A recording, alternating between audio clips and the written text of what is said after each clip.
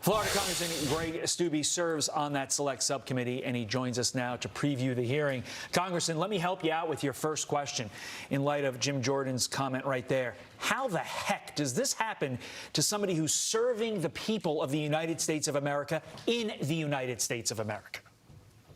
Yeah, it's really sad, the depth of corruption that is currently going on in our FBI and DOJ and the level of politicization that has occurred. And this is an individual who saw that they were not filing their own guidelines on investigating these cases and whistleblew to his executives and to his supervisors, which he's supposed to do pursuant to FBI rules, and they completely shut him down. They take away his security clearance, which then doesn't give him the ability to go ahead and get another law enforcement job and fire him. So you're not supposed to retaliate on whistleblowers. Director Wray has said that they won't do that. Merrick Garland has said that they won't do that. And that's exactly what they are doing, is retaliating against whistleblowers who are blowing the whistle on the fact that they're going after conservatives, on the fact that they have politicized the FBI and the DOJ.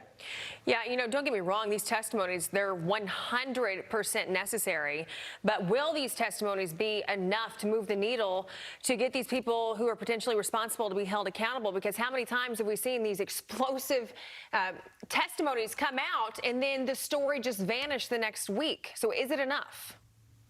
Well, certainly enough for me. After I read a report that will be released this morning at 9:45 before a press conference that we're going to give at 8 a.m., egregious abuse, misallocation of law enforcement resources, and misconduct at the highest levels of the FBI.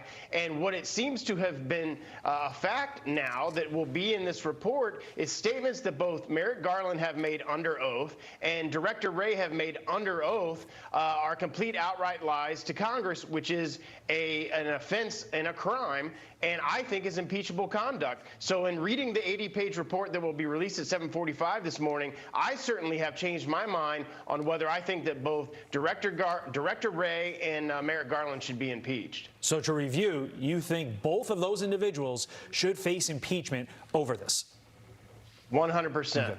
Let's go into what some of the testimony is expected to be. FBI saying one of the whistleblowers set to testify, staff operations specialist Marcus Allen, quote, espoused alternative theories to coworkers verbally and in emails and instant messages sent on FBI systems, including an email containing a link to a website that stated, among other things, by now it's clear that federal law enforcement had some degree of infiltration among the crowds gathered at the Capitol on January 6th. The lines of questioning that you are expected to pursue will include January 6th, I'm assuming?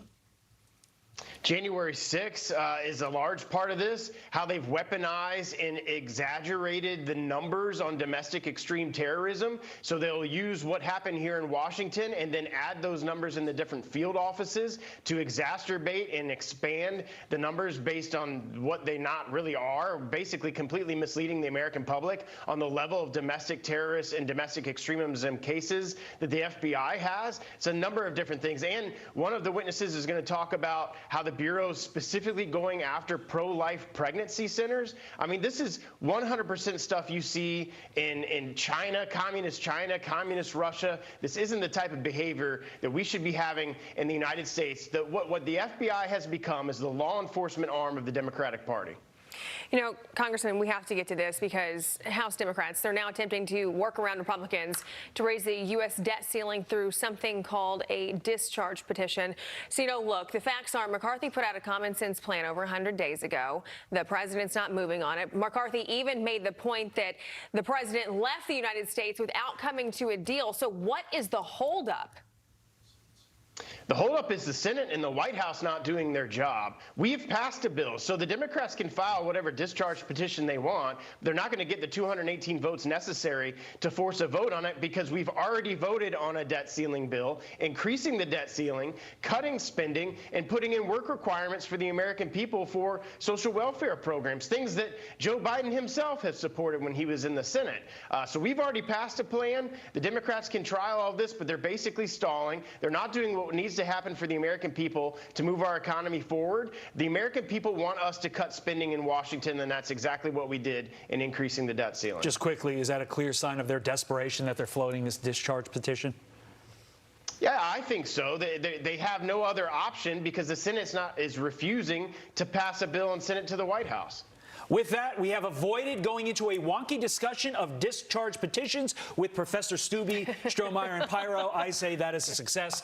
Good luck today in your hearing. We need answers because that's not how America works. Congressman Greg Stubbe, thank you, sir. We appreciate it. Thank you. Have a good day. Thanks. And with that, Fox and Friends starts right